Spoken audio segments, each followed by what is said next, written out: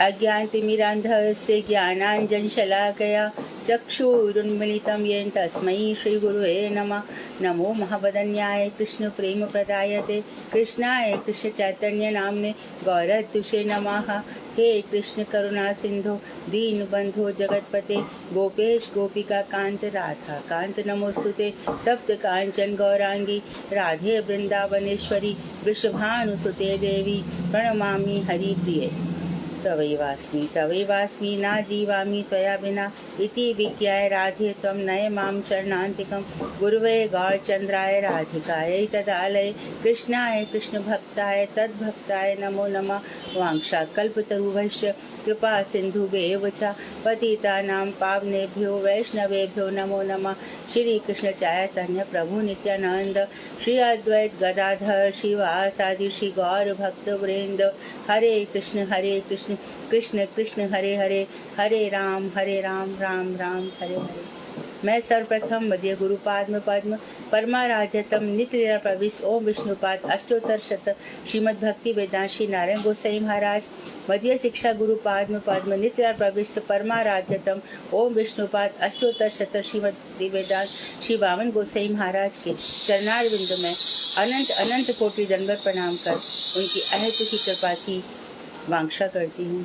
मैं ग्रंथराज श्री चैतन्य शिक्षामृत तदीय रचयिता ओम विष्णुपाद सच्चिदानंद श्री भक्ति विनोद ठाकुर के चरण सरोज में कोटि कोटि दंडवत प्रणाम कर उनकी अहेतु की कृपा की भिक्षा करती हूँ। मैं वैष्णवी सभी के लिए यथा योग्य वंदन अभिवादन दंडवत करती हूँ। तो हमारे इस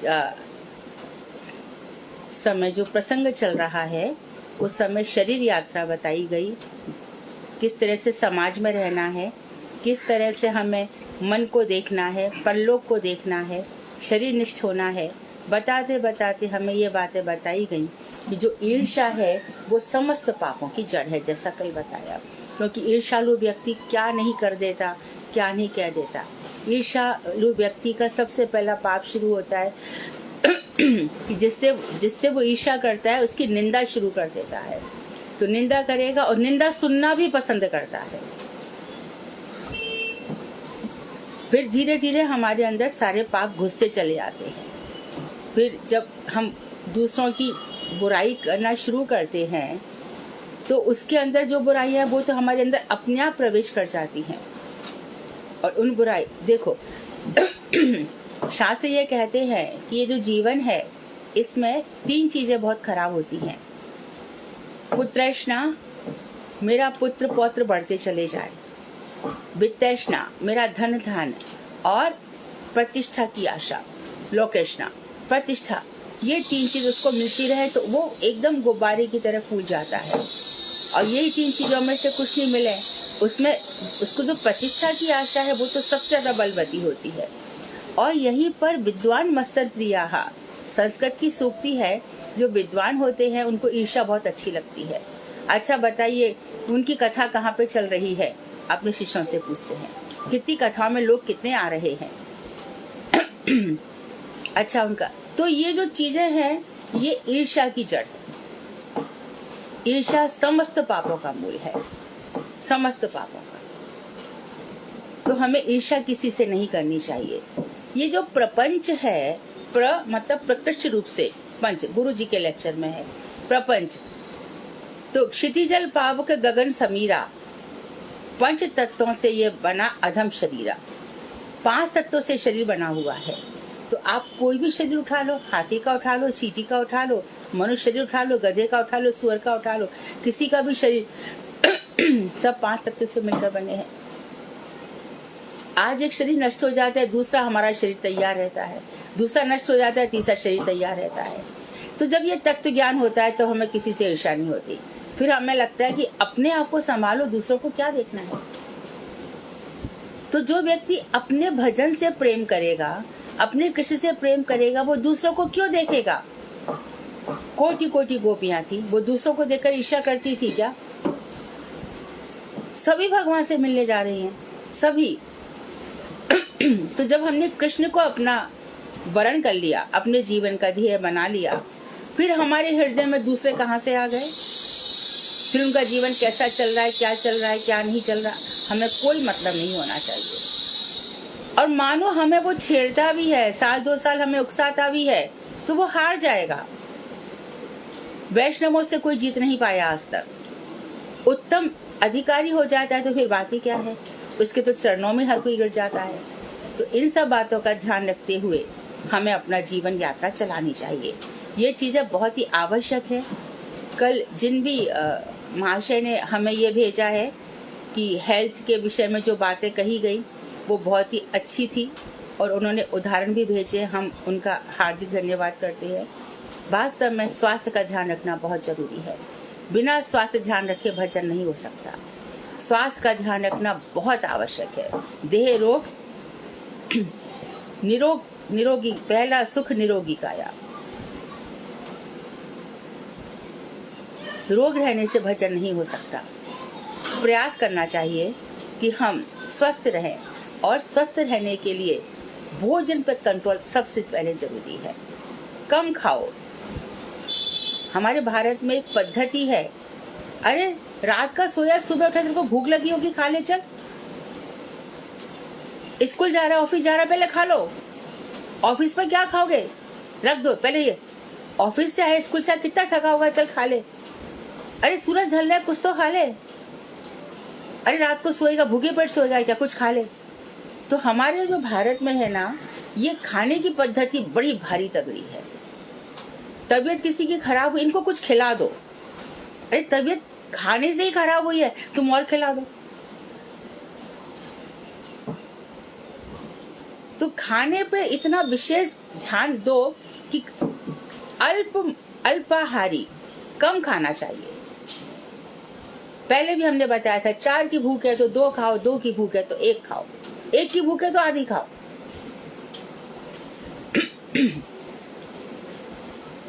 और भी एक चीज है, कई लोगों का जो वजन बढ़ा हुआ दिखता है तो ऐसा मत सोचना कि ये खा के बढ़ता है। उसको थायराइड हो सकता है, उसको कितनी मेडिकेटेड प्रॉब्लम्स हो सकती हैं। लेकिन यदि वो नहीं है तो कोशिश करनी चाहिए। तो जितना आवश्यक आहार है, उतना ही आवश्यक व्यायाम भी है। हाफ एन आवर, आधा घंटा सुबह और आधा घंटा शाम वॉकिंग बहुत जरूरी है। एक्सरसाइज करो। ये सब भक्तिविनोद ठाकुर हमें कहाँ की बात बता रहे हैं, शास्त्रों की। गीता में भी भगवान ने कहा है, और उद्धव जी को भी एकादश स्कंध में कृष्ण ने जब समझाया है, तब क्रिया योग इत्यादि के विषय में बताने लगे, तब उन्होंने कहा कि हाँ, प्राणायाम वगैरह भी जरूरी है। तो ये शरीर मैंने दिया है, तेरी आत्मा इस शरीर में रह रही है, तेरा मन इस शरीर में रह रहा है, तो तेरी 10 इंद्रियां हैं, 5 ज्ञानेंद्रिय, 5 कर्मेंद्रियां, 5 महाभूत, और 5 महाभूत की 5 तन्मात्राएं, मन बुद्धि चित्त अहंकार, सब इस शरीर में रह रहे हैं। इसलिए इस शरीर को स्वस्थ रखना बहुत आवश्यक है।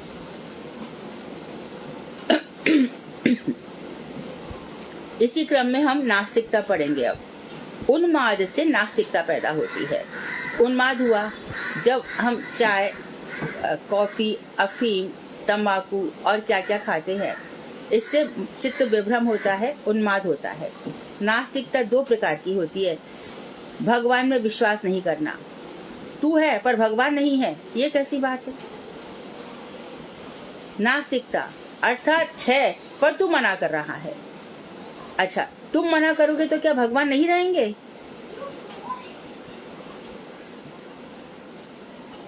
मैं तो शंकर जी को मानता हूँ, और कृष्ण की बात है, अरे कोई भगवान नहीं होता, तो शंकर कौन है?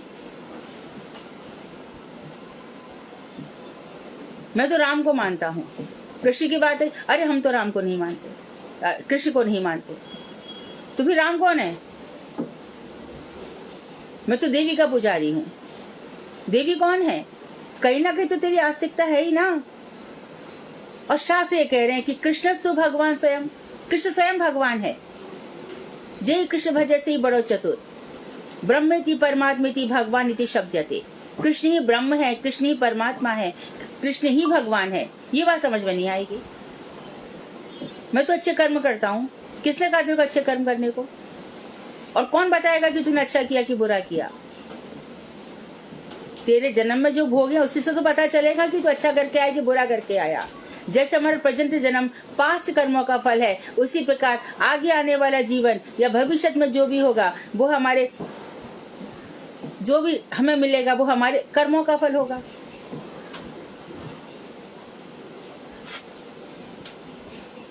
और मानो किसी को बहुत ज्यादा सुख भी दिख रहा है तो 4 दिन की चांदनी फिर अंधेरी रात। तो जो तत्व ज्ञानी होगा वो इन सब में क्यों उलझेगा? उसको तो अपने अपने अपने भजन की ही चिंता रहेगी दिन रात। तो ये नास्तिकता 2 प्रकार की होती है, ईश्वर नहीं है ऐसा निश्चय करना और ईश्वर है या नहीं ये संदेह करना। नास्तिकता एक प्रकार का उन्माद ही है, पागलपन। एक बार बार परीक्षा करने पर इसे ठीक पाया गया है।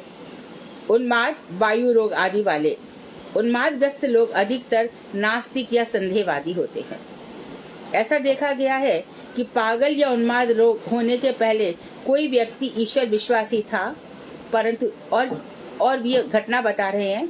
कभी कभी ऐसा होता है कि लोग ईश्वर पर बहुत विश्वास करते हैं, लेकिन कोई घटना ऐसी घटित हो जाती है तो पागल होने पर या उन्मादग्रस्त होने पर वह ईश्वर विश्वासी नहीं रहा। रोग दूर होने पर पुनः ईश्वर विश्वासी हो गया।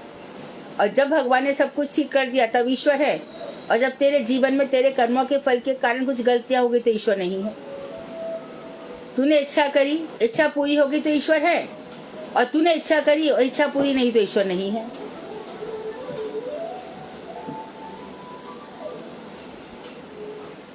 कोई कोई पागल व्यक्ति दिन रात हरे कृष्ण इत्यादि नाम का उच्च स्वर से कीर्तन करते हैं, परंतु उनसे पूछने पर वे स्वयं को ही कृष्ण आदि बतलाते हैं। यह सब चित्त विभ्रम। ये उन्होंने बहुत बड़ी बात कही।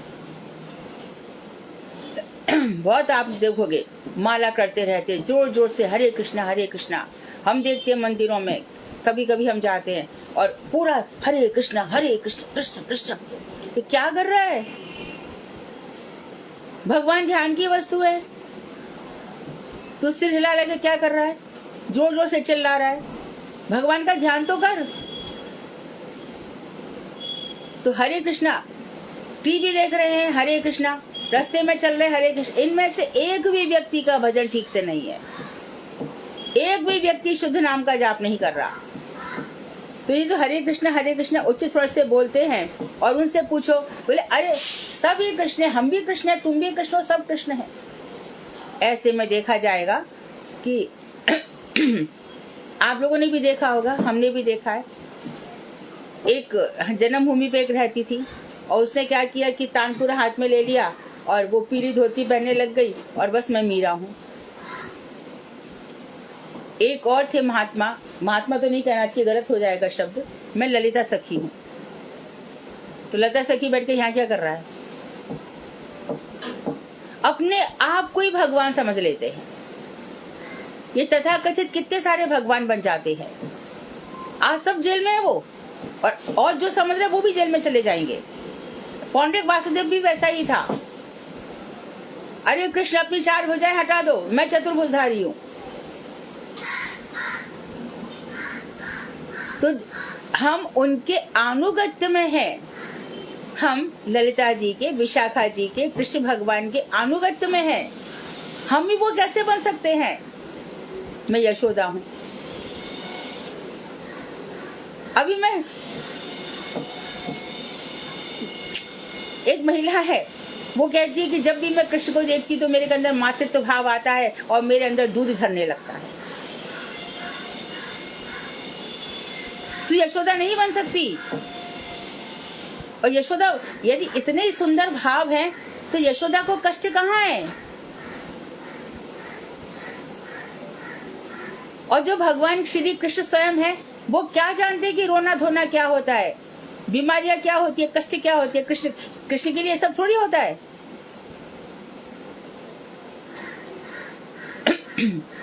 मेरे अंदर तो ऐसी ऐसी फीलिंग आती है, मुझे लगता है कि मैं वही हूँ। तो लक्षण तो कुछ दिखने चाहिए ना। तो ये जो है सबसे बड़ा पागलपन है, अपने आप को भगवान या भगवान का परिकर समझ लेना। हम उनके दास दासी हैं। हम ललिता जी के दास दासी हैं, हम किशोरी जी के दास दासी हैं।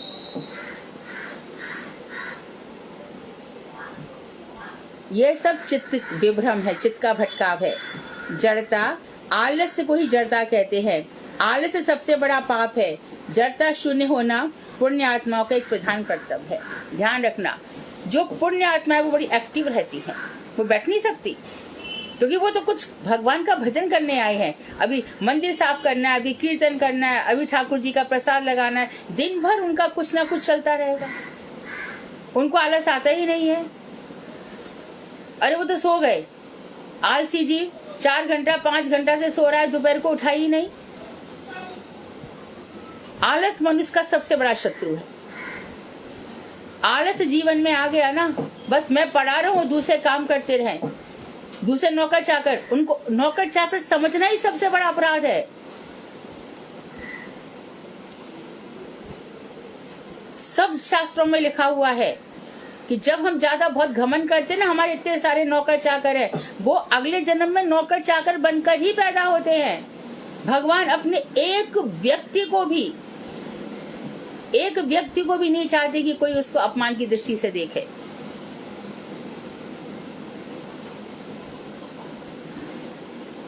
सुबह वो हो गई, भगवान सूर्य आ गए और पड़े हुए हैं। हम तो रात को 2 बजे सोए थे, किसने कहा था 2 बजे सो? अब एक नई शोध आई है, कोई महिला करीब 1-1.5 महीने से रूम का लाइट बंद करके 2 बजे तक मोबाइल देख रही थी, उनकी आंख चली गई। प्रकृति के साथ छेड़खानी करोगे तो क्या होगा? और यदि वो 2 बजे तक माला जपती तो कितने जन्मों के पाप दूर चले जाते और जीवन कितना सुंदर हो जाता। जन्म जन्मांतर के लिए सब कुछ अच्छा हो जाता। तो आलस्य जो है वो मनुष्य का सबसे बड़ा शत्रु है। कुर्वन्नेह कर्माणि जिजीविषेत् शतं समाः। कर्म करते हुए हम 100 वर्ष तक जीने की इच्छा करें। डिपेंडेंट तो बनना ही नहीं है किसी के ऊपर। पानी की प्यास लगी है तो कोशिश यही करो कि खुद उठ करके पी लो। शरीर चलता फिरता अच्छा रहता है। और भी कोई आवश्यकता हो तो खुद जाके ले आओ, अपना काम खुद करो। ये सब भगवान श्री कृष्ण के आदेश है और उससे संबंधित मंत्रों से वेद और पुराण उपनिषद भरे पड़े हैं। भगवान कृष्ण स्वयं कहते हैं कि मैं कभी नहीं बैठता। नारद जी ने जाके देखा 16,108 महलों में भगवान श्री कृष्ण हर जगह ऑक्यूपाइड दिखाई दिए। कहीं कहीं तो अपने बच्चों को स्नान करा रहे हैं, कहीं पर यज्ञ करवा रहे हैं, कभी बेटी की शादी कर रहे हैं तो बेटी को विदा कर रहे हैं, कहीं दुल्हन लेकर आ रहे हैं। तो आलस्य सबसे बड़ा शत्रु है। दूसरों से सेवा नहीं चाहना है। दूसरों से आपने सेवा करवाई तो आप गए, समझो। वैष्णव सेवा हम करेंगे, कोई बात नहीं है, पर तो वैष्णव कितनी मेहनत करते हैं दिन रात।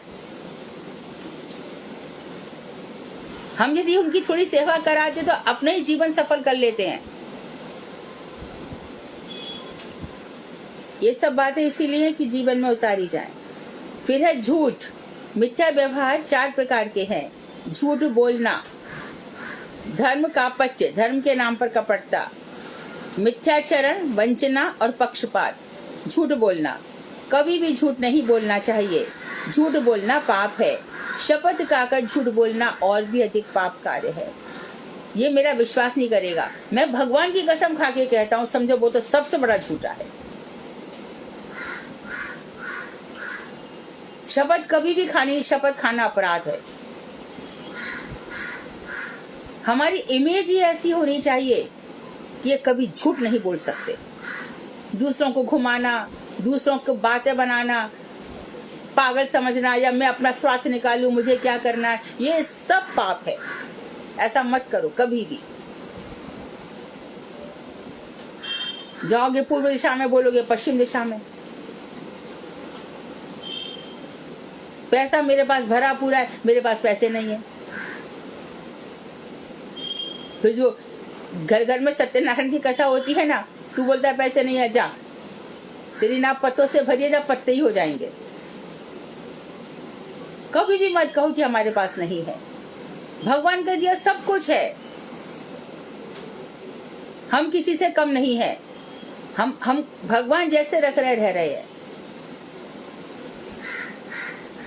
जो लोग झूठ बोलते हैं उन पर कोई विश्वास नहीं करता और अंत में सभी लोग उससे घृणा करते हैं। झूठे का मुंह काला। झूठ कभी नहीं बोलना चाहिए, उसकी कोई इज्जत नहीं रहती। दूध में से जैसे मक्खी फेंक दी जाती है, ऐसा झूठा व्यक्ति समाज से उठा करके फेंक दिया जाता है।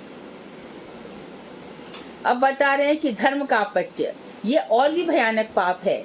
ऐसे पाप में लिप्त व्यक्तियों को बगुला भगत कहते हैं। कैसे?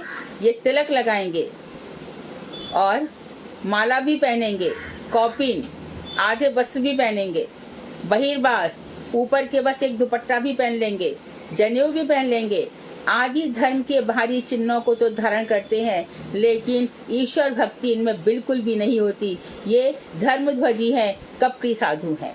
धर्म की बड़ी बड़ी बात करेंगे पर भक्ति इनको छू तक नहीं गई है।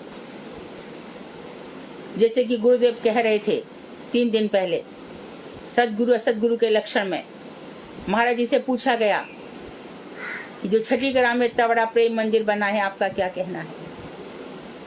तो महाराज जी बोले वो बिजनेस करता पकड़ा गया, हमसे भी ज्यादा उम्र का था फिर भी पकड़ा गया। और हम वृंदावन के जो जहां पर श्री विग्रह खुद प्रकट हैं, उनको छोड़ करके पत्थरों का सौंदर्य देखने के लिए भागते हैं।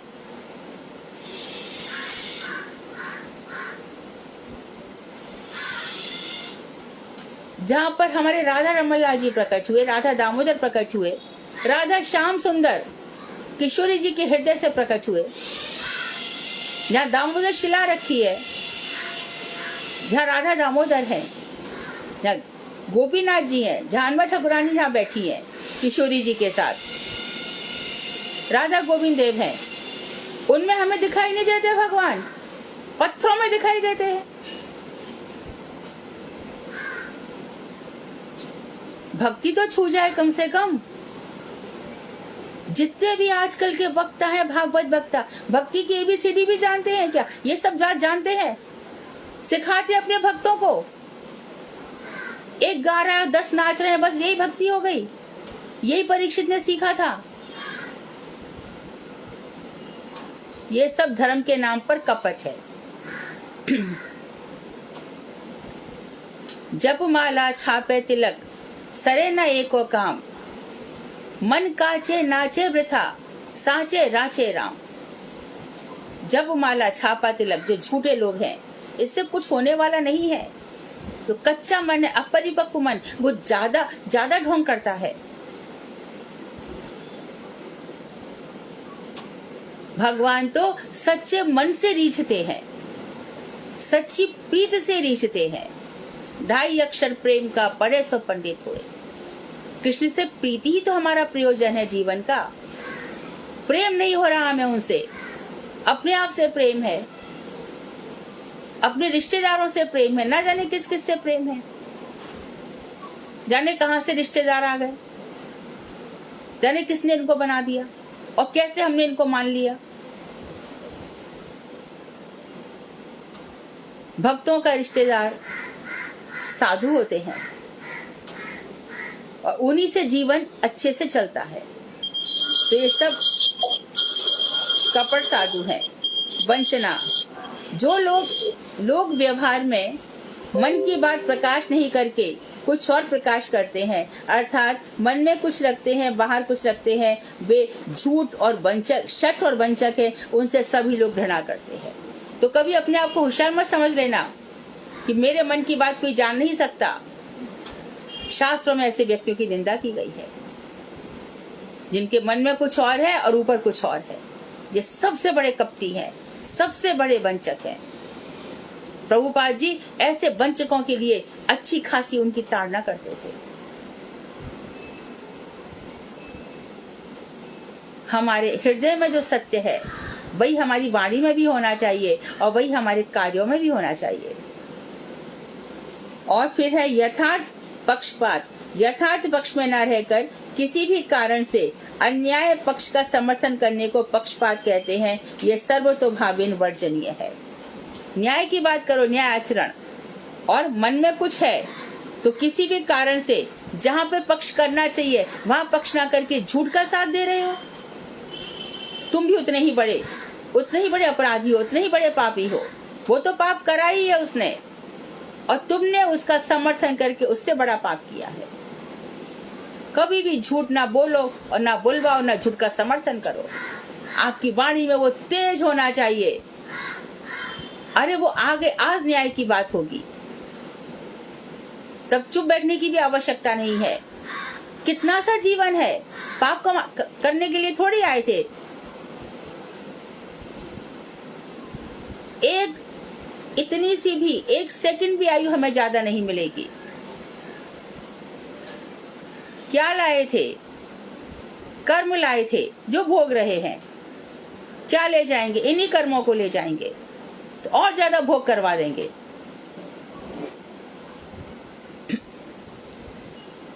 इसलिए पक्षपात मत करो, कभी भी नहीं।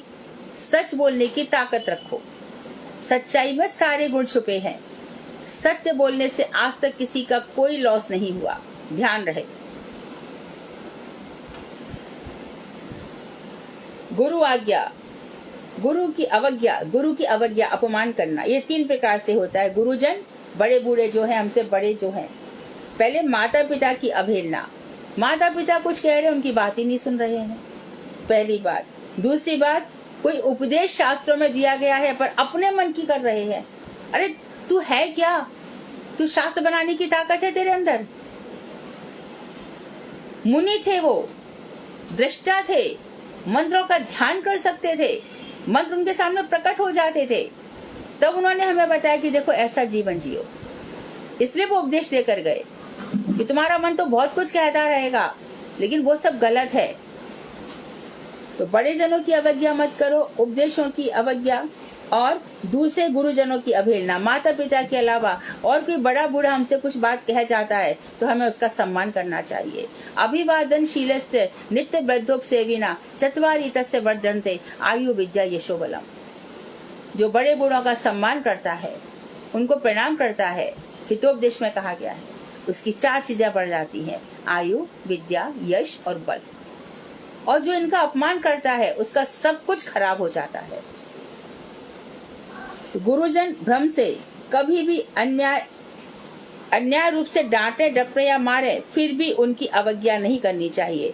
कभी कभी ऐसा लगता है कि हमारे साथ बड़े गलत कर रहे हैं, वो डांट रहे हैं, डपट रहे हैं, मार भी सकते हैं। तो भक्ति विनोद ठाकुर हमें आज्ञा दे रहे हैं, फिर भी उनका अपमान मत करो, फिर भी अपमान मत करो। कौशल और विनम्रता के साथ उनको प्रसन्न करने का प्रयत्न करना चाहिए।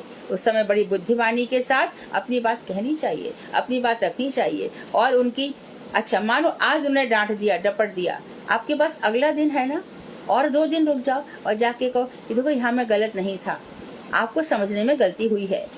उनको प्रसन्न करने का प्रयास करना चाहिए। या फिर कहिए कि आप मेरे प्रति थोड़ा सा भाव आपका आ नहीं रहा है, आप भाई से प्रति ज्यादा ही आपका लगाव है, परंतु गलती मेरी कुछ भी नहीं है, आप कहिए। गुरुजनों की अन्याय आज्ञा का पालन नहीं करने से गुरु अवज्ञा रूपी दोष नहीं लगता है। तो अब वो ये कह रहे हैं, उन्होंने और भी हमें बता दिया स्पष्ट, यदि गुरुजन अन्याय पूर्वक आज्ञा दे रहे हैं, उनकी आज्ञा में अन्याय दिखाई दे रहा है और हम उसका पालन नहीं कर रहे हैं, तो ये दोष नहीं लगता है, फिर दोष नहीं लगेगा। विशेष परिस्थितियों में स्वार्थ पर तथा भ्रांत गुरुजनों के गुरुतर अधर्म पर और भक्ति विरुद्ध आदेश निर्देशों का पालन नहीं करना चाहिए। ऐसा करने से गुरु अवज्ञा का दोष नहीं लगता। जैसे कि प्रहलाद ने अपने पिता की बात नहीं मानी, उनको दोष नहीं लगेगा। जैसे कि भरत भगवान श्री राम से उन्होंने कहा कि कर लो, राज में बैठो। भरत ने कहा नहीं, मैं नंदीग्राम में ही रहूंगा। बलि महाराज अपने गुरु की बात नहीं मानी, इनने क्रमशः पिता हिरण्यकशिपु और भरत के लिए माता कैकेयी और तथा गुरु शुक्राचार्य आदि के आदेशों का पालन नहीं किया, तो ये गुरु के प्रति गुरु अवज्ञा के दोषी नहीं है।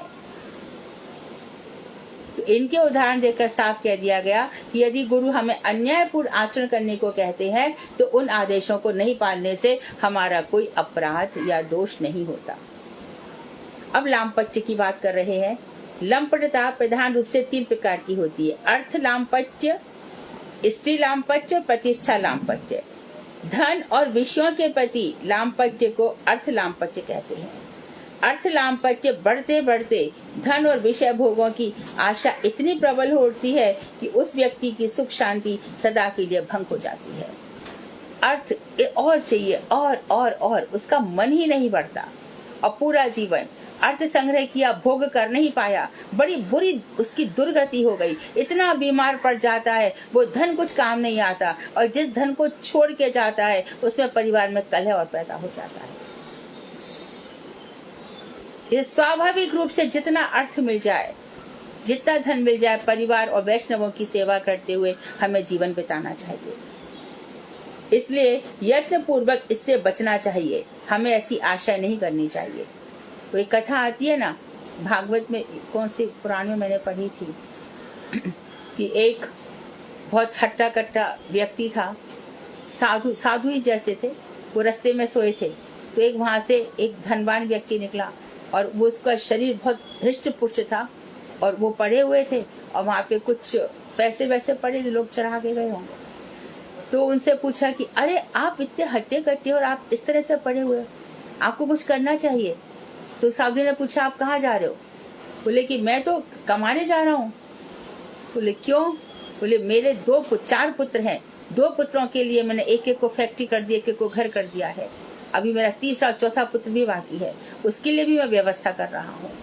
बोले उसके बाद आप क्या करेंगे? बोले उसके बाद फिर मैं आराम से सोऊंगा। बोले उसके बाद तो सोएंगे, मैं तो आज ही आराम से सो रहा हूँ। तो अर्थ लामपट्य, अर्थ की कमी पूरी कभी नहीं होती। ये धन तो कितना भी दे दिया जाए वो कम ही पड़ता है। और धन दे दिया जाए, या तो भगवान इतने खर्चे दे देते हैं, या भगवान क्या करते हैं, वो रात ही रात में बिस्तरों के नीचे सारे की सारे रुपए लेके सो जाता है और रात में पड़ा रह जाता है। ना तो खुद यूज कर पाता है, ना किसी को दान दे पाता है। फिर चित्रगुप्त, यमराज चित्रगुप्त से पूछते क्या करके आया? बोले बहुत पैसा मिला था इसको। क्या किया इसने? 1 पैसा दान नहीं दिया। डाल दो इसको नरक में, आग के ऊपर खोला दो, कढ़ाई में डाल दो। कब तक? अरे कम से कम नहीं तो 800 वर्ष तक इसको ऐसे पड़े रहने दो। कुछ भी दान करके नहीं आया। हमारे यहाँ प्रथा है, स्वीपर को दो, सिस्टम में ही है ना, गायों को दो, उनको तो चारा दो, कम से कम गरीब विद्यार्थियों को दो, माली को दो। क्यों नहीं दे सकते हो? एक बड़ा पिज्जा का 700 रुपया खर्चा कर सकते हो।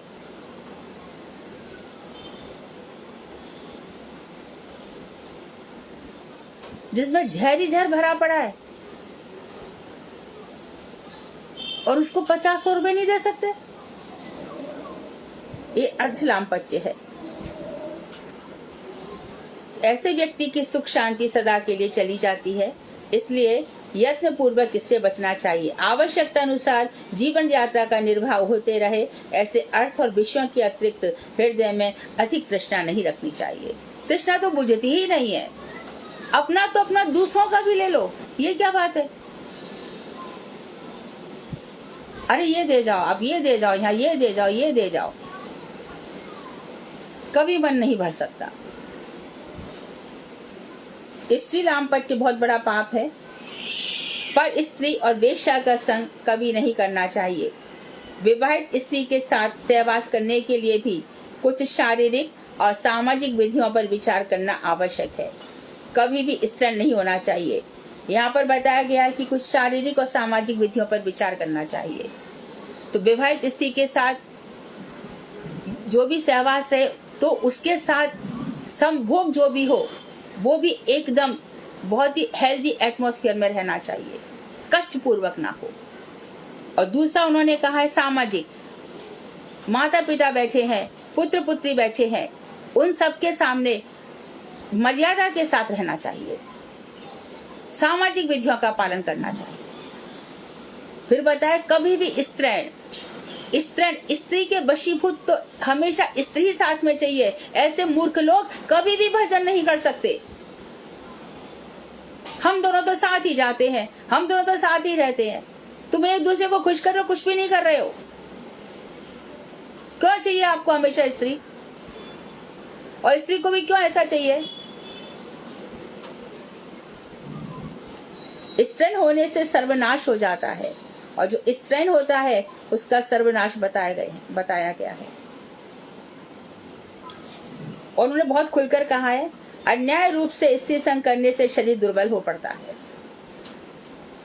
अन्याय का अर्थ यह है कि अधिक सहवास करने से शरीर कमजोर हो जाता है, और बताया क्या बुद्धि का नाश हो जाता है, दुर्बल और अल्पायु संतान पैदा होती है, और ऐसी लोगों की संतानें बड़ी कमजोर पैदा होती है। भगवान ने जो कुछ बनाया है सब सोच समझ कर बनाया है, ये सब चीजें बनाई है गई है, और हम बड़े प्रसन्न हैं कि हमारे शास्त्रों में खुलकर इन बातों को बताया गया है, जिन्हें हमें अपने गुरु वर्ग से सुनना चाहिए। तो हमारे यहाँ संयम की बात बताई गई है। भारतवासियों के लिए पुरुष की आयु 21 वर्ष और स्त्री की आयु 16 वर्ष आयु होने के पूर्व स्त्री संग करना अनुचित जान पड़ता है। पर्व या व्रत के दिन स्त्री गर्भवती होने पर और ऋतुकाल समाप्त न होने तक स्त्री संग निषिद्ध है। पर्व कोई उत्सव रहे या व्रत के दिन स्त्री गर्भवती यानी एकादशी इत्यादि हो, कार्तिक के 4 महीने हैं या इत्यादि स्त्री साथ नहीं करना चाहिए। और बताया है जब तक स्त्री का मासिक धर्म है तब तक उसका साथ नहीं करना चाहिए। इनफैक्ट बहुत कम ही करना चाहिए। यदि आप ब्रह्मचर्य को बनाए रखना चाहते हैं, अपना तेज बनाए रखना चाहते हैं, इसी प्रकार से स्त्रियां भी ध्यान रहे। पतनात त्रायते इति पत्नी, जो अपने पति को पतन से बचाए, तो ये सब पतन से बचाने के ही लक्षण है।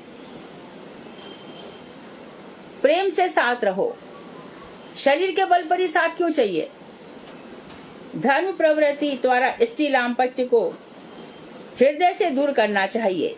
तो ये स्त्री लांपट्य, जो स्त्री के संग रहने की इच्छा है या स्त्री की पुरुष के संग रहने की इच्छा है, जितना धर्म होगा, हरि नाम होगा, उतना ही ये स्त्रीण जो भाव है वो हृदय से निकल जाएगा, हृदय निष्पाप होगा। ऐसे व्यक्ति उसकी तरफ, अरे मेरी पत्नी है, एक महात्मा थे, उनकी पत्नी आ जाती है, उनको परोस जाती है, दे जाती है। ऐसे अदिति का भी था और भी था कि वो कब आती है, कब दे जाती है, वो कब खा लेती, उनको पता ही नहीं चलता है। यही तो पति पत्नी का संबंध है। तो ऐसे में पति जितना भी तप इत्यादि कर रहे हैं उसका आधा भाग अर्धांगिनी को लगता है। तो पत्नी जो है वो कैसी है? धर्म पत्नी है। धर्म के लिए तेरे को पत्नी मिली है, सह धर्मणी है, धर्म के साथ साथ चलने वाली है। तो इस सब बातों का ध्यान रखा जाना चाहिए। प्रतिष्ठा लोलुप व्यक्ति के लिए के सब कार्य नितांत स्वार्थ पर होते हैं। जो प्रतिष्ठा चाहता है, प्रतिष्ठा की इच्छा रखने वाला, इसके सारे कार्य ही स्वार्थ पर होते हैं। अतएव इनसे दूर रहकर निस्वार्थ भाव से धर्माचरण करना चाहिए। पत्नी इत्यादि भी, अभी सिल्वर जुबली हो रही है, अच्छा अभी ये हो रहा है गोल्डन जुबली हो रही है, अरे माँ को फिर से वो बना दो, फिर से माला डलवा दो। अरे ये क्या है, ये इतनी उम्र हो गई तो वही सब कुछ करेगा, अगले जन्म की वही सब कुछ तैयारी। अभी भी स्त्री को उसी रूप से देखेगा या स्त्री पति को उसी रूप से देखेगी, फिर से अगले जन्म में फिर मिल जा, फिर हम शादी करें, फिर हम यही सब करेंगे। बिल्कुल नहीं। धार्मिक कार्यों में हमारी आस्था रहनी चाहिए।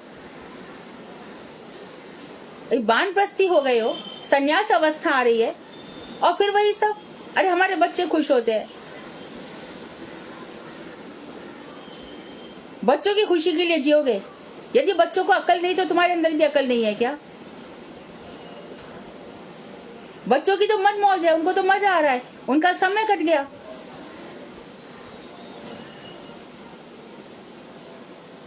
तो हमें पग पग पर अपना ख्याल रखना चाहिए। एक कदम बढ़ाने से पहले 100 बार सोचना चाहिए, क्या ये मेरे लिए हितकर है? क्या मेरे परलोक के लिए हितकर है? परलोक निष्ठ है ना? समाज में मैं क्या दे जाऊंगा ये सब करके? मैं तो समाज में ऐसा ऐसा स्थापन करके जाऊंगा कि लोग कहें कि देखो वो साथ भी रहे तो उन्होंने कितना धर्म का अच्छा प्रचार किया। अब बता रहे स्वार्थ सर्वस्वता, स्वार्थपरता, स्वार्थी होना बहुत बड़ा पाप है। इतने स्वार्थी होते हैं, इतने अधिक स्वार्थी होते हैं। देखो मेरे पास 2 रोटी है, एक रोटी मेरी अभी की है और दूसरी रोटी मेरे पास बासी है, आइए दीजिए, और दूसरे को बासी सड़ा भूसा, ऐसा खाना मत दो कभी भी, ये पाप है। देने नहीं देते तो इतना पाप नहीं लगता जितना दे के लग गया। ये हम नहीं खा पाते, इनको बांट दो।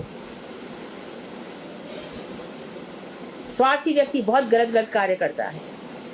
मनुष्य जीवन की उन्नति और यथार्थ पारलौकिक कल्याण की प्राप्ति के लिए जो प्रयत्न किया जाता है उसे भी स्वार्थी कहते हैं। लेकिन स्वार्थ, जैसे कि तुलसीदास ने कहा, स्वांत है सुखाए तुलसी रघुनाथ गाथा, मैं सबसे बड़ा स्वार्थी हूँ। गुरुदेव भी कहते हैं हम सबसे बड़े स्वार्थी हैं। हम भगवान के लिए जीते हैं, हम अपनी आत्मा के लिए जीते हैं, जो वो आत्मा जिसका बहुत सुंदर शरीर है, बहुत सुंदर मन है, बहुत सुंदर ध्यान करती है, वो आत्मा इतना सुंदर उसका मंजरी स्वरूप है। तो पारलौकिक कल्याण की प्राप्ति के लिए और मनुष्य जीवन की उन्नति के लिए, यथार्थ कल्याण के लिए जो प्रयत्न किए जाते हैं वह भी स्वार्थ है। परंतु उस स्वार्थ का त्याग करने की कहीं भी कोई विधि नहीं है, कोई आदेश नहीं दिया गया कि आप ऐसे स्वार्थ का त्याग करो। आपसे तो कहा गया है ऐसे स्वार्थी बनो। ऐसे स्वार्थ से अपना और जगत सबका कल्याण होता है। ऐसे स्वार्थ का परित्याग करने से अपना भी अहित होता है और जगत का भी अहित होता है। अपना ध्यान, अपना पाठ पूजा, अपने शरीर का ध्यान, बहुत ही ग्रेसफुल जीवन जियो, यहाँ भी सम्मान मिले और परलोक में भी कृष्ण प्रसन्न हो जाए। अपना ऐसा लावण्य तो निकले, और ऐसा तो निकले, यहाँ से वहां तक कहीं अरे भक्त लोग आ रहे हैं भाई, यहाँ से ऊपर भी जाए। गरुड़ जी ऊपर नीचे जाते हैं तो उनके पंखों से वेद, साम वेद की ध्वनि निकलती है। हमारे भी औरा से हनुमान जी जहाँ बैठते हैं, रोम रोम से राम राम की ध्वनि निकलती है। गुडाकेश, नींद को जीतने वाले अर्जुन जहाँ सोते हैं वहाँ कृष्ण कृष्ण की आवाज निकलती है। अरे हमारा हर रोम रोम में भी तो वही निकलना चाहिए ना। हमारी रक्षा कृष्ण कर रहे हैं और उनकी रक्षा से ही हम रक्षित हैं। हम धर्म हमारी रक्षा कर रहा है, भगवान का चिंतन हमारी रक्षा कर रहा है, हमारा ध्यान हमारी रक्षा कर रहा है, और कोई रक्षक नहीं है। धर्मो रक्षति रक्षिताः, भगवान के नाम से सब प्रकार की रक्षा हो जाती है। तो ऐसे स्वार्थ का कभी परित्याग ना करें। जो स्वार्थ निंदनीय है, जिससे दूसरों का अहित होता है, ऐसे कुछ स्वार्थ का त्याग करना चाहिए। तो इसमें जो स्वार्थ निंदनीय है, आप 2 दिन तक अपने स्वार्थ की पूजा करवा लोगे, लेकिन तीसरे दिन फिर वही out of the caste, out of the society, कोई पूछने वाला आपको नहीं होता। ऐसे स्वार्थी मत बनो, स्वार्थ का परित्याग करो। तो भजन के लिए स्वार्थी बनो और समाज के लिए परार्थी बनो, परोपकारी बनो। ऐसे स्वार्थ से अपने आश्रित रहने वाले बच्चों और परिवार को कष्ट होता है और व्यर्थ की कृपणता भी होती है। ऐसे स्वार्थी मत बनो। कैसे? जिससे निंदा हो रही है। बच्चों को भी कुछ अच्छे मैसेज नहीं मिलते। माँ बाप बच्चों का जो माँ बाप आदर्श वाले होते हैं ना, बच्चे उन्हीं का सम्मान करते हैं। आप बच्चों से कह दो मोबाइल मत देख, पहले खुद तो देखना बंद करो। बच्चा बोलेगा ही, खुद तो ऐसा करती है और हमसे ऐसा कहती है। आपका जीवन ही ऐसा हो, जीती जागती आप आदर्श की प्रतिमूर्ति बने। हमारे माँ बाप ऐसे हैं, हम भी ऐसे ही जीवन जिएंगे, चाहे वो बहन हो, चाहे भाई हो, चाहे माता हो, चाहे पिता हो। माता पिता को भी गर्व होना चाहिए कि मेरा बच्चा ऐसा है। ये कभी झूठ नहीं बोल सकता, अजी क्या बात करते हो, मेरा बच्चा ऐसा कर ही नहीं सकता। यदि ऐसा करते हैं तो बच्चों को भी कष्ट होता है, परिवार को भी कष्ट होता है और व्यर्थ की कृपणता होती है, निंदा हो जाती है, सत्कर्म में बाधा पहुंचती है। सत्कर्म खाली भक्ति को कहते हैं। झगड़ा, चोरी, असंतोष, अहंकार, ईर्ष्या, द्वेष, हिंसा, लामपट आदि अनेक प्रकारों के पाप पैदा होते हैं। इतने प्रकार के पाप पैदा होते हैं स्वार्थी बनने से। स्वार्थी मत बनो। स्वार्थी से क्या क्या आ जाएगा, चोरी करने लगेगा व्यक्ति, कभी भी संतोष उसके मन में कभी नहीं रहेगा स्वार्थी, क्योंकि उसका स्वार्थ पूरा ही नहीं होता। फालतू का घमंड करेगा तो दूसरों को नीचा दिखाएगा और मैं ऊपर हूँ, दूसरों से ईर्ष्या करने लग जाएगा, हिंसा पे आ जाएगा। जिस व्यक्ति में जितनी अधिक स्वार्थपरता होती है, उसी परिमाण में वह अपना और दूसरों का अमंगल करता है। इसलिए स्वार्थपरता को दूर किए बिना किसी सत्कर्म में प्रवृत्त नहीं हुआ जा सकता। आप कोई सत्कर्म करने चले, कुछ भी अच्छा, पहले अभी मानो कोई भागवत का आयोजन हो, अरे भैया हमारा नाम डाल देना शरीर के लिए, नाम डाल दो। तो भैया तूने नाम डाला है तो तेरे को खर्चा भी उतना ही करना पड़ेगा, क्योंकि तेरा ही तो नाम हो रहा है। और भगवान के यहाँ तो कुछ नहीं, क्योंकि तूने अपना जो कुछ किया यहीं पे कैश कर लिया। भगवान के यहाँ जाने के लिए तेरे पास बचा ही क्या? इतनी प्रतिष्ठा चाहिए तो यहीं पे मिल गई ना, खत्म हो गई। उधर ऊपर जाने के लिए कुछ बचा ही नहीं। मैं हरि नाम कर रही हूँ, मेरा खूब प्रतिष्ठा हो जाए, खूब ये हो जाए, मुझे मिल गई प्रतिष्ठा, मैं जाकर के आसमान में बैठ गई। ठाकुर जी के पास जाने के लिए एक सीधा धक्का, नीचे जाओ।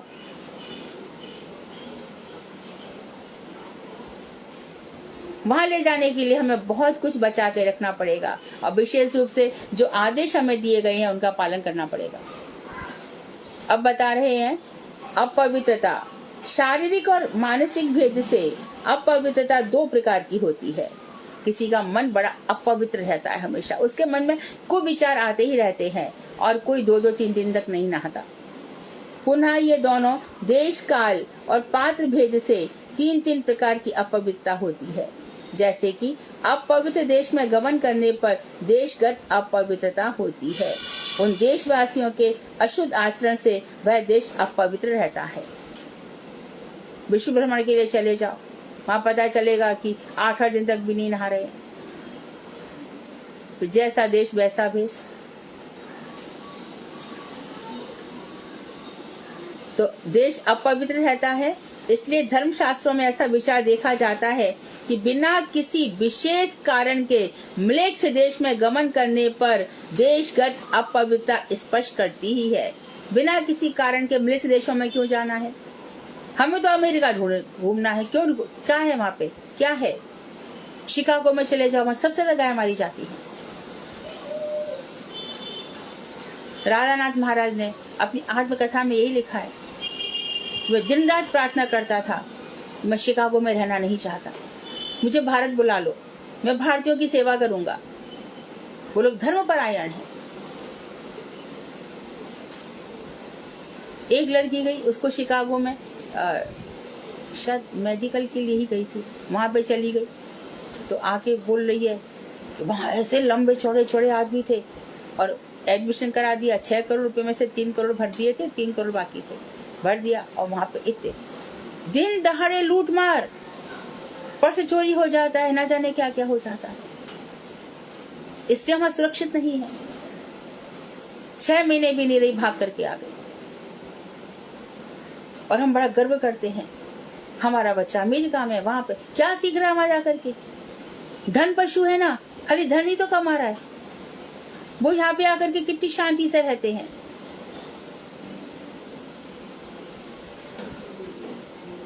अर्पण करके तन मन धन, चलो चले सब गोवर्धन। मन की शांति भी तो सबसे बड़ी चीज है। पशु बना रखा है उन लोगों ने पैसे के नाम पर। 45 वर्ष के हो जाओगे तो कहेंगे अरे हमने तुम्हारे माइंड को इतना सक कर लिया, इतना खून चूस लिया कि अब तुम रिटायरमेंट के लायक हो गए। क्या जीवन जिया उसने। 2 कपड़े कम पहन लेते, 3 BHK की जगह 2 BHK में रह जाते, क्या फर्क पड़ जाता। पर मनुष्य जीवन तो सफल हो जाता, पर नहीं। तो ये कहा उन्होंने कि म्लेच्छ देश में अपवित्रता छू जाती है। देश का ज्ञान प्राप्त करने के लिए और उस देश के कल्याण के लिए, दुष्ट लोगों के हाथ से उस देश का उद्धार करने के लिए, युद्ध आदि के लिए या धर्म प्रचार आदि के लिए म्लेच्छ देशों में जाना निषिद्ध नहीं है। कब कब जा सकते हो? ये मानो वहां पर कोई ज्ञान प्राप्त करना है, किस देश की संस्कृति कैसी है या फिर उस देश का कल्याण कैसे हो सकता है। जैसे हमारे गुरुजी इत्यादि लाखों लोगों का उद्धार करने के लिए गए, स्वामी महाराज, भक्ति वल्लभ तीर्थ महाराज भी जाते थे। ये सब लोग गए दुष्ट लोगों के हाथों से उस देश का उद्धार करने के लिए, और कभी कभी युद्ध आदि के लिए भी जाना पड़ता है, और धर्म प्रचार के लिए तो ये जाना मना नहीं है। म्लेच्छ देश की विद्या या व्यवहार की शिक्षा ग्रहण करने के लिए, धर्म शिक्षा करने के लिए या उस देश के लोगों के साथ रहने के लिए म्लेच्छ देश में कर्म करने से आर्य जाति की अवनति होती है। आप यदि वहाँ की विद्या सीखने जा रहे हो कि वहाँ पे क्या पढ़ाया जाता है और वो लोग कैसे व्यवहार करते हैं, यदि ये सीखने जा रहे हो, और वहाँ पर क्या धर्म है उसको सीखने जा रहे हो, और उस देश के लोगों की हम साथ रहकर देखें, तो इससे हमारी खुद की जाति की अवनति होती है, क्योंकि वहाँ ऐसा कुछ भी सीखने को नहीं मिलता। यह दोष स्पर्श करने पर प्रायश्चित करना चाहिए। अब वो कह रहे यदि यह दोष स्पर्श कर जाए तो प्रायश्चित करना चाहिए। मल मास का समय कर्म कांड की दृष्टि से अपवित्र माना गया है। अभी अधिक मास, मल मास, इसमें कर्म कांड नहीं होते। इसका कारण यह है कि काल और कर्म को विभक्त करके निर्धारित समय में ही निर्धारित कर्म करने की व्यवस्था है। काल और कर्म को हम बांट करके इस समय, अब देखो पहले अधिक मास में विवाह शादी नहीं होते थे, चातुर्मास में भी नहीं होते थे। दिसंबर में जो मल मास यानी 14 दिसंबर से 14 जनवरी तक, तभी विवाह नहीं होते। आजकल कोई मानता ही नहीं है,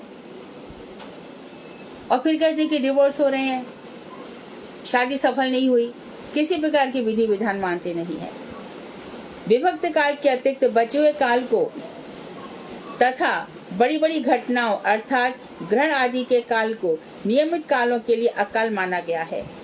तो मल मास कैसे बचता है? 365 दिनों के 3 साल जो निकलते हैं, उसमें कैसे कैसे समय निकलता है, तिथियों के हिसाब से तिथियां बढ़ती हैं, घटती है, उनका वृद्धि क्षय होता है।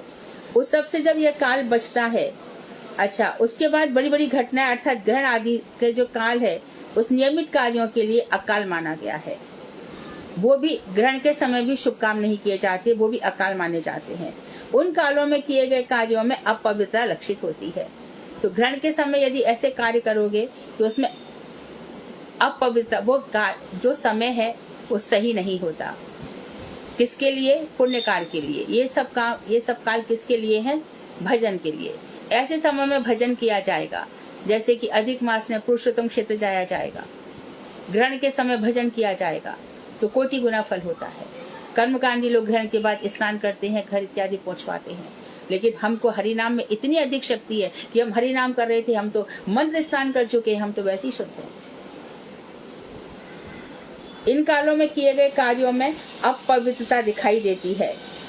असमय में यानी कि ग्रहण के समय में, अधिक मास में इत्यादि में स्त्रीगमन, असमय में भोजन का समय नहीं है, उस समय भोजन खा लिया, और असमय में निद्रा आदि व्यवहारिक कार्यों में अपवित्रता दिखाई। तो अपवित्रता कहाँ दिखाई देती है? असमय में भोजन मत करो, रात को उठ करके 1 बजे खाना खा रहे हो, आसुरी बेला है, आसुरी बेला में ये सब मत करो, और असमय में निद्रा, सुबह के टाइम पे सो रहे हो जब सूर्योदय हो गया, ये सब कार्यों में अपवित्र, ऐसे व्यक्ति को अपवित्र माना जाएगा। मद्यप, शराब पीने वाले और लंपट लोगों के हाथ से रसोई कार्य तथा देव पूजा कार्य देने से पात्रगत अपवित्रता होती है। जिसने शराब पी रखी है, जो स्त्री लंपट है, और ऐसा पुजारी जिसका कोई चरित्र ही नहीं है, उससे देव पूजा का कार्य करा लिया। पंडित जी तंबाकू खाते चले जा रहे हैं और इतनी उनके से बदबू आ रही है, बोल रहे हैं तो मुंह से छींटा निकल रहा है, और उससे देव पूजा का यज्ञ कर दो पंडित जी, बहुत बढ़िया, अच्छा ही कर रहे हो। और उनके हाथ से खाना बनवाना, कुक रख लिया घर में, पसीना टपक रहा है, तंबाकू खा रहा है और उसी का, तो ये सब अपवित्र माना जाएगा। शरीर, वस्त्र, शैया और ग्रह को गंदा रखने से अपवित्रता होती है। इन सबको स्वस्थ रखना चाहिए। बाल इत्यादि भी कम से कम हफ्ते में 2 या 3 बार भी धोना चाहिए। शरीर से एकदम एक प्रकार की अच्छी चीजों का प्रयोग करना चाहिए। नहाने इत्यादि में पवित्र जितना रहेंगे उतना भजन के लिए अच्छा है। और मानो बदबू आ रही है शरीर से, पसीने की तो नहा लो ना, 2 बार 3 बार नहा लो, 4 बार नहा लो, क्या फर्क पड़ता है, परंतु अपवित्र ना रहे। तो शरीर साफ रहे, वस्त्र साफ रहे। कभी भी आपने एक बार वस्त्र पहन लिया, उसको धोकर ही यूज करो, वो वस्त्र दोबारा नहीं पहनना चाहिए। शैया, चादर इत्यादि बदलते रहना चाहिए और घर भी साफ सुथरा रखना चाहिए, क्योंकि डस्ट घर में जमा हो ही जाती है, उसको हमें साफ रखना चाहिए। मलमूत्र त्यागने के पश्चात जल से शारीरिक अपवित्रता दूर कर लेनी चाहिए। पुरुष हो या स्त्री, मलमूत्र त्याग करने के बाद साफ करना चाहिए। और भ्रम और मात्सर्य के द्वारा चित्त अपवित्र हो जाता है। कभी भी भगवान के प्रति भ्रम ना रखे और किसी से ईर्ष्या ना करे, अपने मन को शुद्ध रखे, इन्हें भी दूर करना चाहिए। और अंतिम है अशिष्टाचार। अशिष्टाचार यानी शिष्टाचार का ना होना, ये एक प्रकार का पाप है। जो लोग सदाचारी एवं सत्पुरुषों द्वारा निर्धारित आचारों को छोड़कर म्लेच्छों के आचार व्यवहारों का पालन करते हैं, वे अशिष्टाचारी हैं। मर्यादा इत्यादि छोड़कर म्लेच्छ लोग जो जवान चलाते हैं, बैक आंसर करते हैं किसी को, ये सब अशिष्टाचार है। जो लोग म्लेच्छों का संग करके पवित्र वर्णाश्रम धर्म को छोड़कर म्लेच्छों की भांति स्वेच्छाचारी हो पड़ते हैं, उन्हें भी प्रायश्चित करना चाहिए। म्लेच्छों के साथ रहकर, ईसाई, पारसियों, मुसलमानों के साथ रहकर। मुसलमान सुबह नींद नहाया, उसकी जरूरी नहीं है, हम भी नींद नहाए। बच्चे को बिना नहलाए स्कूल भेज दिया, आकर ब्रश ही नहीं किया, ऐसे ही खा लिया, तो दंत धावन तो करना चाहिए। तो ये सब, और क्योंकि वर्णाश्रम धर्म के आचरण विज्ञान सिद्ध सदाचार है। वो कहते हैं कि ये जो वर्ण और आश्रम है, यानी कि क्षत्रिय, वैश्य, ब्रह्म स्वभाव और शूद्र, उसी प्रकार से ब्रह्मचर्य, गृहस्थ, वानप्रस्थ और संन्यास, इन सब के पीछे एक बहुत बड़ा साइंस है। साइंस के आधार पर भगवान ने वर्ण और आश्रम बनाए हैं। इनके विरुद्ध आचरण करने से लोगों का पतन हो जाता है, अर्थात बुद्धि भ्रष्ट हो जाती है, मन खराब रहता है, हमेशा रोए रोए से रहते हैं, मन में कुंठाएं रहती है, मन में चिंताएं सवार रहती हैं, वो स्वस्थ जीवन जी ही नहीं पाता।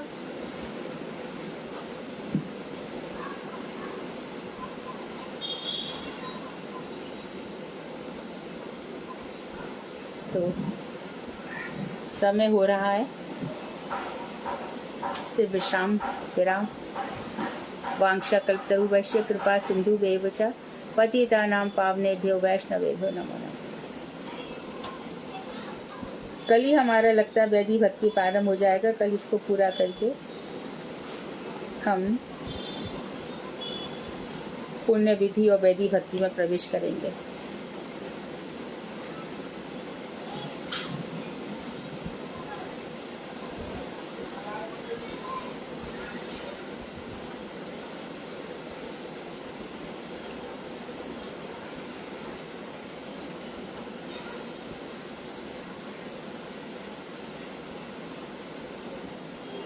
कोई प्रश्न है?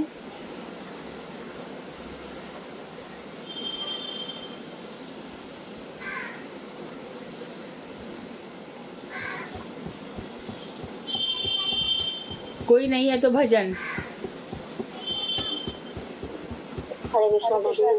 हाँ, दंडवत कही। हाँ, कहिए। आज भजन ना करूँ दीदी? भजन मैं करूँ? आवाज नहीं आ रही क्या? आ रही है ना। हरे कृष्णा दीदी, धन्यवाद प्रणाम। भजन मैं गाऊँ? मैं पहली बार ही गाऊंगी आज। मैं भी आज पहली बार ही गाऊंगी। तो तुम दोनों ही गाओ। अपना नाम बताओ। ठीक है दीदी। अपना नाम बताओ। पहले कौन गा रहा है? ब्रज वल्लभा बोल रही हूँ, ब्रज वल्लभा। और पहले और कौन बोला तुमसे पहले? कौन? कुसुम। हाँ हाँ हाँ, तुम दोनों में से एक कोई पहले गाओ। हरे कृष्णा दीदी, पहले मैं गाती हूँ। ठीक है। ओहे वैष्णव ठाकुर दयार सागर, ए दासी करुणा करी, दिया पद छाया शुद्ध है हमारे, दिया पद छाया शुद्ध है हमारे, तुम्हार चरण धारी।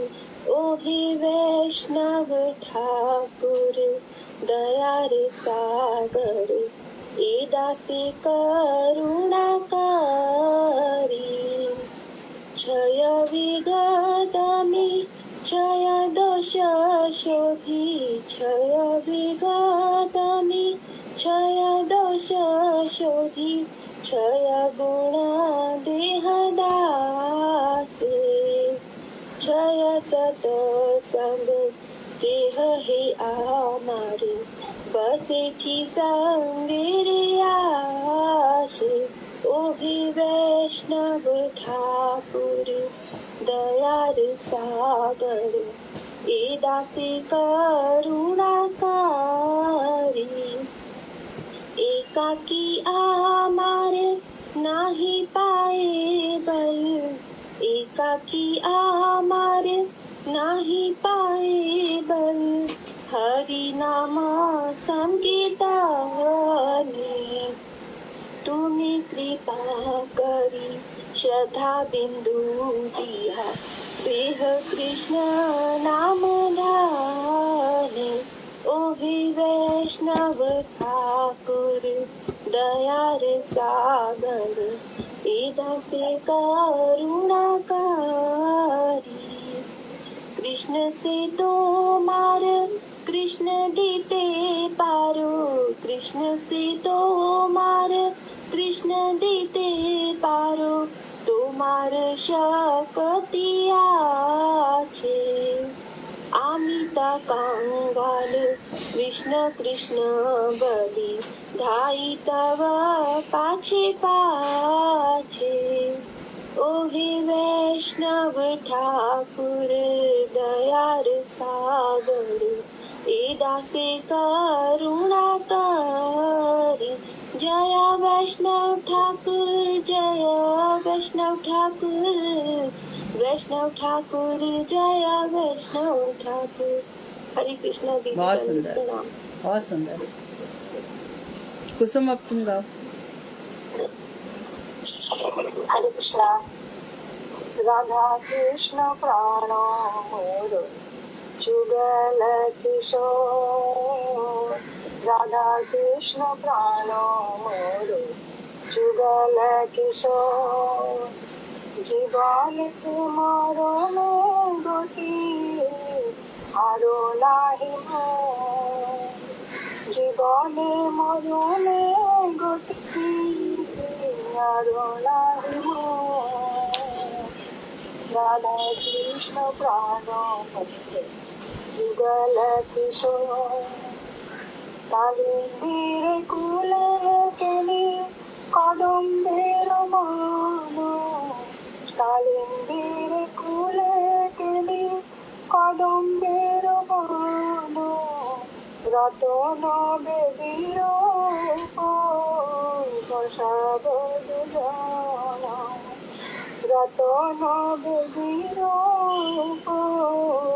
বসাব দুজন, রাধা কৃষ্ণ প্রাণ মোর যুগল কিশোর, শ্যাম গৌরী অঙ্গে দিব চন্দনের গন্ধ, শ্যাম গৌরী অঙ্গে দিব চন্দনের গন্ধ চামর দুলাব কবে হরিব মুখ চান্দ চামর দুলাব কবে হরিব মুখ চান্দ তাতে আমলতির মালা দিব দোহাই গলে তাতে আমলতির মালা দিব দোহাই গলে অদরে তুলিয়া দিব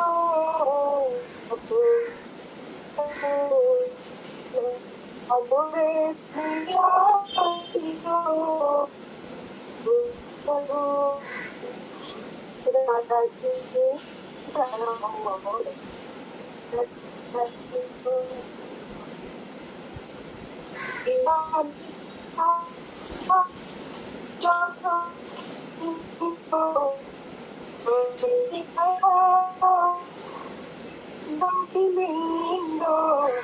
আদয় করিব সেবা চরণার বিন্দ আদয় করিব সেবা চরণার বিন্দ কৃষ্ণ চৈতন্য প্রভুর দাসের অনুদান কৃষ্ণ চৈতন্য প্রভুর দাসের অনুদান সেবা অভিলাষ করে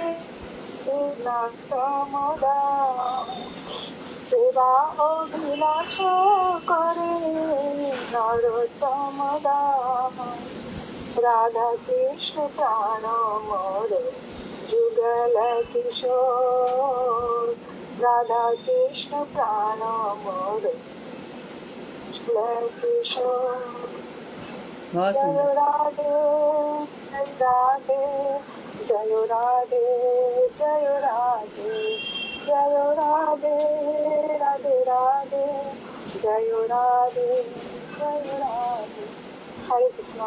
बहुत सुंदर, बहुत बढ़िया, बहुत अच्छा। सभी लोग इतना अच्छा गा लेते हैं। आप सब लोग देखो बंगाली की सभी लोग कितना अच्छा गाते हैं। कृपा है ठाकुर जी की। फिर कल मिलते हैं। वांक्षा कल्पतरुवश्य कृपा सिंधु एवच पतितानां पावनेभ्यो वैष्णवेभ्यो नमः। हरे कृष्णा दीदी।